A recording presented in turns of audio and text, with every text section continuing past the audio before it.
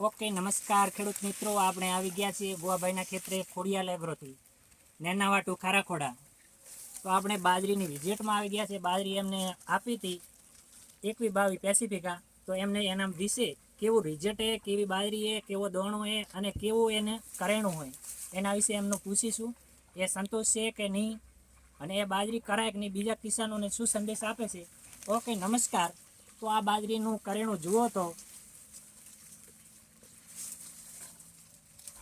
આપણે સેન્ટીમીટર ફૂટથી પણ માપેલું છે. કેટલું થાય છે? કમસો કમ 1 ફૂટ ઉપરનું હરું છે આનું.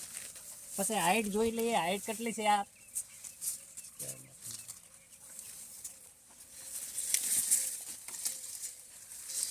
8 થી 9 ફૂટ ઉપરની હાઈટ છે આ બાજરીની. પેસિફિકા 21-22 બાજરી સારી ક્વોલિટીની બાજરીનું બિયારણ કહેવાય.